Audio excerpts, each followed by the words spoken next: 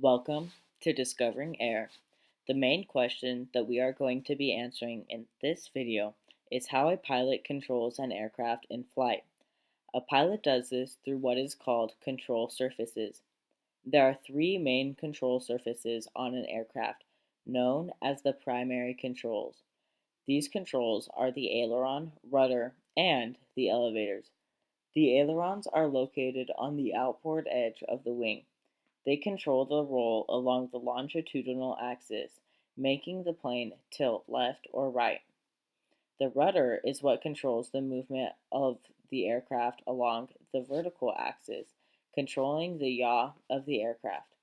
This helps stabilize the plane during a left or right turn. The elevators located on the tail wing are what controls the plane along the lateral axis, or the pitch of the aircraft. This in turn controls the altitude of the aircraft. The pilot controls these surfaces in the cockpit through the use of rudder pedals and a joystick or yoke. If you pull the yoke back towards you, the aircraft will start to gain altitude by using the elevators. The elevators on the tail wing will face downwards. If you do the opposite, the elevators will go in an upwards position. If you pull the yoke to the left, the aileron on the left side will move up, while the one on the right will go downwards. If you pull the yoke to the right, the aileron on the right side will go up, while the left aileron will go downwards. The rudder is controlled by rudder pedals. If you push on the right rudder pedal, the rudder will move to the right, causing the airplane to yaw to the right, and the opposite will happen if you use the left rudder pedal. With this knowledge, one starts to wonder how an airplane can do aerobatic maneuvers such as an aileron roll. An aileron roll is defined as any maneuver where the plane rotates 360 degrees around its longitudinal axis.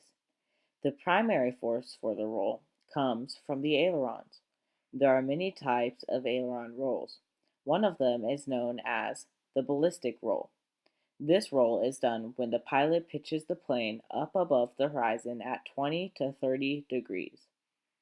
Then the pilot pitches straight downwards and rotates as he is falling towards the earth. Then the pilot pitches back to level flight. Another popular aileron roll is the barrel roll. This maneuver is carried out when the airplane begins to rotate in level flight. Then, during any part of the roll that is not inverted, the pilot pulls back on the stick. This is called a barrel roll because it looks like the plane is rolling around the inside of a barrel. The positive G roll is called this because the occupants of the airplane will always feel that they are being pulled towards their seats, even when facing upside down. This roll is when you rotate the plane along its longitudinal axis. The occupants of the aircraft feel like they are being pulled towards the seat because of centripetal force. None of this would be possible if planes couldn't fly upside down. Flight is made possible while inverted by altering the angle of attack of the airplane, or pointing the nose more towards the sky. Aerobatic planes are made specially so that they can fly without altering the angle of attack when upside down. They do this by curving both the upper and lower parts of the wing. Thank you for watching this video. We hope that you learned something new. Please join us at our next workshop on January 31st at the White Tank Mountain Library. As always, a link to our sources and the location of our next event will be provided in the description below. Our website and Instagram will also be in the description below.